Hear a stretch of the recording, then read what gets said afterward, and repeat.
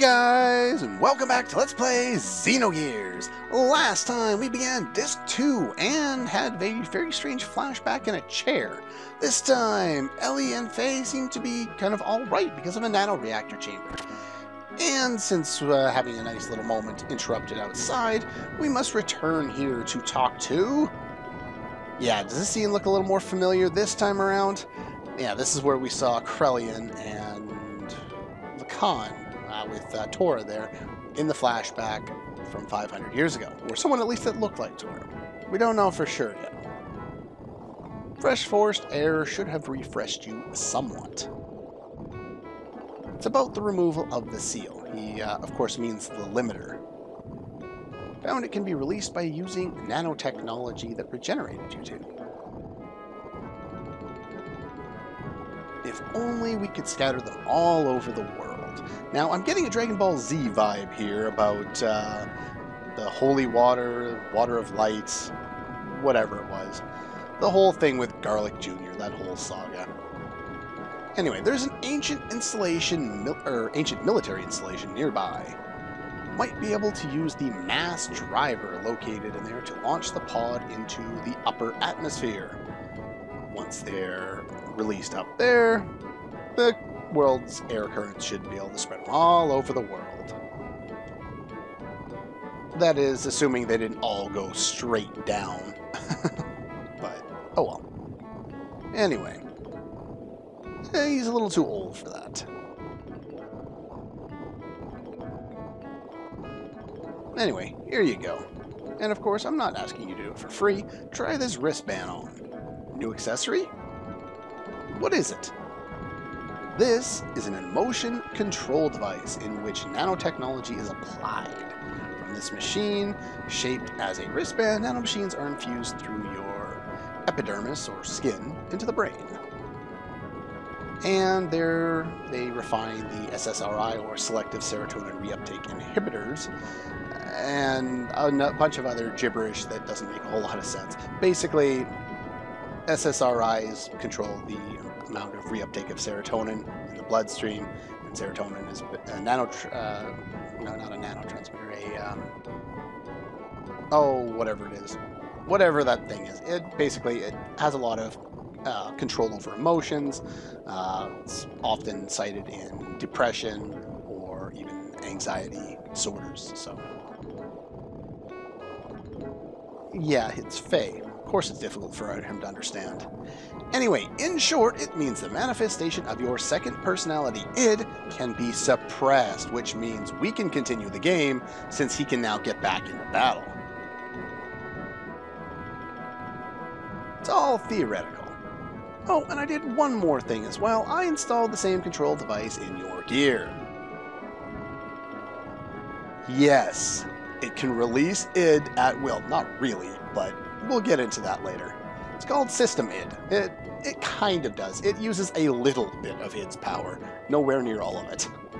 Of course, you couldn't control all of it, so that's probably why, but use it as a last resort, or as I'll be doing in the future, at the start of every boss fight. Yeah. Nothing you could do. He is one of the 3 Shavat sages. Now I can mention his name, since I haven't mentioned it yet. He is Melchior, Tora Melchior.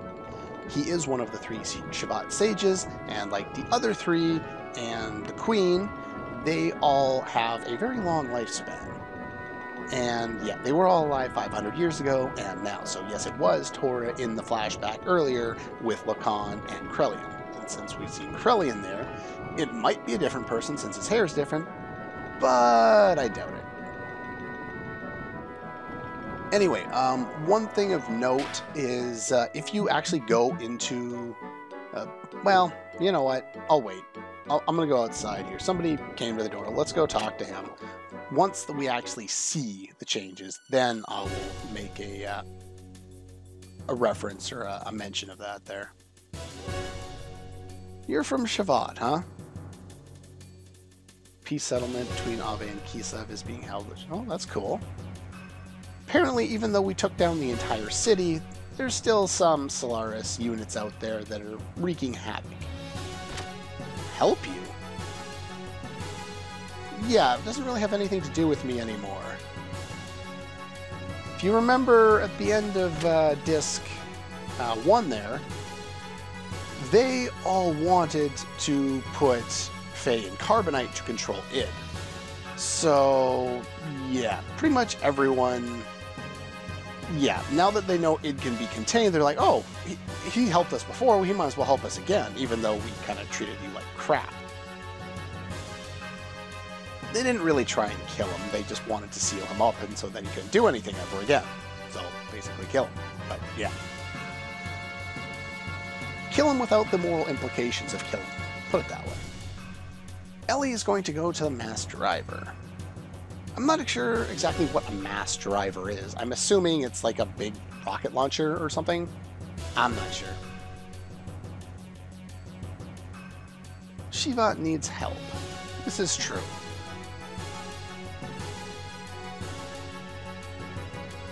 That would be true. If Lahan still exists, there would definitely be a lot of innocent people there.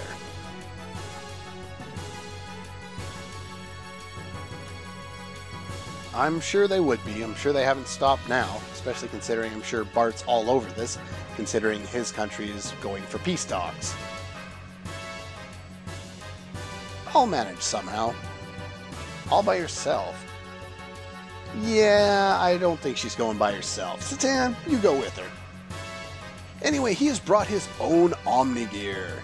Yes, at long last. Fenrir. Now, Heimdall, his old one, and Fenrir, his new one, are both references to Norse mythology. I think one's a god and the other's a hero. I believe Fenrir's the hero?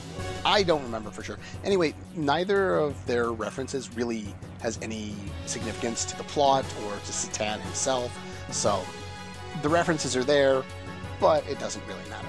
Anyway, he left this one with Gasper in case of emergencies. And of course, Gasper's the one who removed our limiters back in Shavat. He only showed up after all the BS happened there. Anyway, so yeah. So we have an Omni-Gear and Ellie. And Faye's going the other way to help out Shavat because he can't seem to stop from helping people. The goal of the enemy is to destroy the cities in Ignis. Already destroyed half of Bledavec. Wow. And we'll probably reach Nissan in about 4 hours. 4 hours? That's cutting it close. No need to worry. Balthazar, Old Man Bal, and I fixed up your gear with nanomachines. It's more powerful than it ever was before. Why, you should get there in half the time. Again, I'm reminded of Dragon Ball Z and Snake Way now. And Emeralda is here as well. And they look like it kind of ballooned his gear out a little bit. Like it wouldn't be as fast now. And they got kind of the back wing things. You know, whatever those are sticking out of his back. And they kind of look similar to what Id's gear looks like. I don't think it has another name, but basically it's a transformed Weltall, so it should kind of look similar. But now we kind of have those things jutting out the back. That's kind of what I was mentioning before. If you go into your menu at any time on Disc 2, at the start before this scene, it will show Weltall 2 as your gear. And it technically is a different gear this time.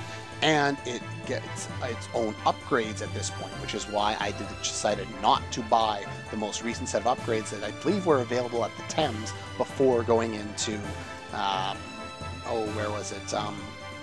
Solaris. It's hard to remember them since they're gone. Anyway, we meet again. And this time he's no longer pissed at us. Spirit of the Slayer of God. Still on about that, huh?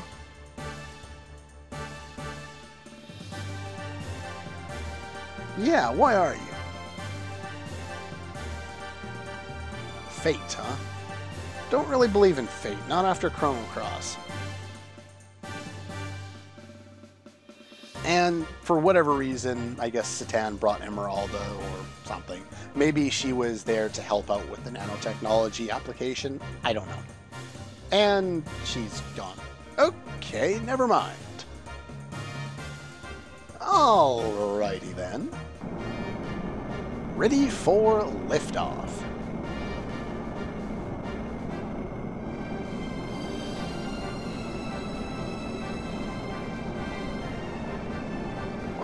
There we go. It's a long build-up to liftoff.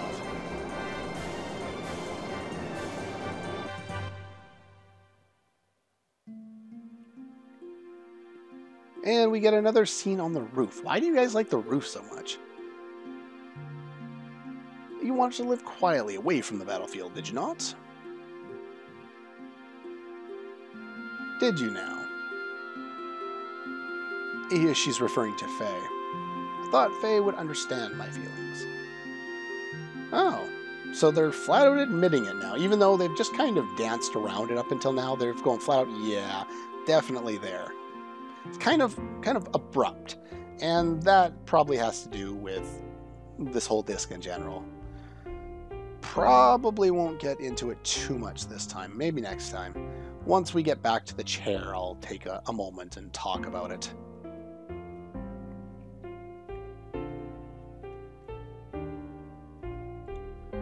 Now, that's one part about this that I like, you know. They didn't do a lot right after Ellie lost her parents, but they did enough with this 3-week kind of intubation period where they're all recovering and, you know, they got hurt and they had to recover. So it kind of gave her the time to grieve, even though she was probably half unconscious most of the time. She probably would have been lost in her dreams about it and able to kind of get past you know, the loss of her parents somewhat in that way. Of course, you're never going to completely get over something like that, but enough to put her back into the battlefield. Anyway, you may still love him. Not sure. That's why. I want to see what Faye can do and what I can do. Want us to be apart and think about things, and then we'll see if we still want this.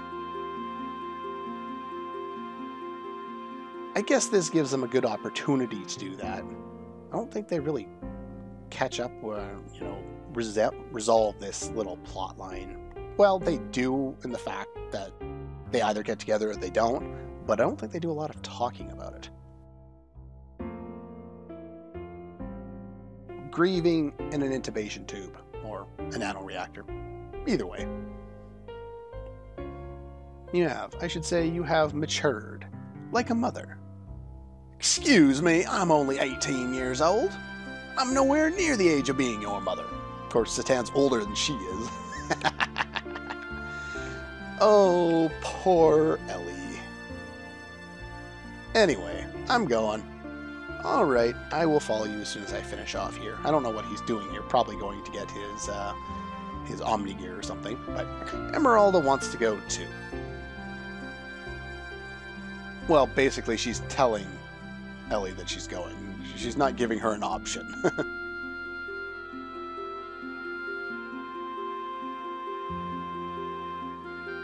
And why is that? She called her an old lady or an old bag when she first met her, but now she wants to go with her? It's kind of odd. Emeralda go too. Why not let her go? Oh, they probably have figured this out because they always seem to. That's actually one thing I wanted to mention. When we were climbing the Babel Tower to break one of the gates, the Ramses was able to find us rather easily. So I'm assuming it's sometime before that point that Hammer must have been able to be in contact with Krellian and probably leaked our location to Solaris at that point, which is probably how they found us, because we really didn't give them any indication that we were going there. So, maybe, anyway. I'm sure she is. She's buff as all hell. She's gonna go no matter what. Please just take care of her. Or rather, she can take care of you. Let's go help each other. I can do it alone. You just watch. Yeah. Anyway, this scene is pretty cool. If you notice in the leftmost tube there, someone kind of fell down from the ceiling there. I thought so. So you were the one who brought Faye and the girl. I realized at the minute I saw the two of them. Why, how could I help but notice? The spitting image of you and her, just as you yourselves looked back then. Yes, remember Graf was at one point Lacan. And so Lacan, of course looking like Faye, and Sophia, of course looking like Ellie, yeah, they definitely look the part. So I guess even though Graf has been kind of trying to get us to release our power until now, I guess he didn't want to see us die, so he kind of led them here or led Tora to them, either or. And we have another scene here. There's a lot of scenes in this game, especially on Disc 2. Yes, of course he's still alive. The game can't end at the end of Disc 1. It kinda does. We'll get into that later. Shot him down. I won't have her die. So I guess Krellian sent Graf to guide them? That's kind of the implication that I'm getting, but I'm not sure if that's 100% correct or not. Even if she's the anti-type, as long as... What are you talking about, this mother and anti-type thing? They haven't really explained this yet. Once they get the base of that plot point out of the way, then I can explain it in better detail than the game does. I don't care what you think. As far as he's concerned, I will put Ramses onto him. Any objections? Part of the memory cube is still active. I guess they had like a master memory cube somewhere that kind of collects the information from all the smaller ones. Heading toward Ignis. That means only a matter of time before the seal is... They already know exactly what we're doing. Strange. Just sit there and wait for the good news. What about retrieving the girl? The key is already beginning to resonate. What key?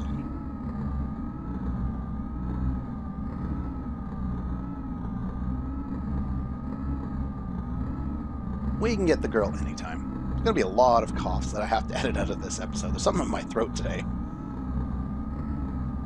Thank God for editing. It makes my life, well, not necessarily easier, but makes your ears happy, I'm sure. Anyway, for whatever reason, this time around we don't get to see the scene actually play out. We just see, oh, I re-encountered Ramses. Stood in my way in his Omnigear the Vendetta.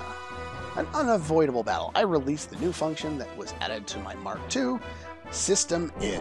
Now, before this point, the start of the episode, you may have wanted to, oh, what's the word I'm looking for? Gone into your menu and changed your gear settings, your gear equipment. If you have your either a healing item on or all of your whatever they are, magnetic coats, you'll be fine in this fight. Now, System ID, what this does is it doesn't actually unleash the full power of ID. If you notice, my attack level there is infinity off the start in this battle. That's what it does, is it does that for 3 turns, for 1,000 fuel, which is actually worth it. Thor Wave I've never used, Flaming Hell I've used once and I'll never use it again. There's no point. Hits all enemies. You could try and build up him with an Ether Doubler. I wouldn't. I might as well just stick with System ID and just annihilate people that way. I wouldn't bother with Booster in this fight because you're already in level infinity, and I believe you only have 3 turns of it this time. So let's use Goten-X. Now, if you remember way back earlier in the game, there was a boss fight against Calamity, and Calamity was in the underground where we found Old Man Bell under the Alde Desert. He's only got like 12,000 HP, so he's about to die before I even run out.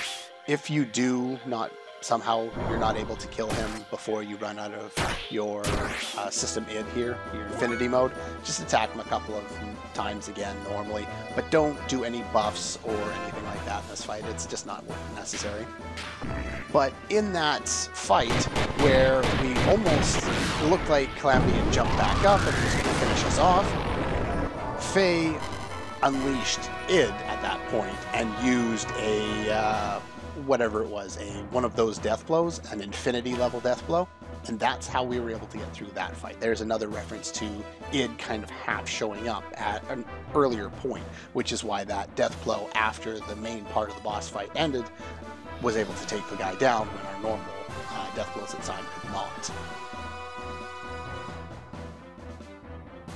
Yeah, they don't really play out the scene here. They just kind of say things. It's like, oh, this happened, not this is happening, let's show it. If only you didn't exist. That will get explained later. Anyway, this is the chair. And this is the end of this episode. So that's all for this one. I'll talk about the chair next time, and I'll see you guys then.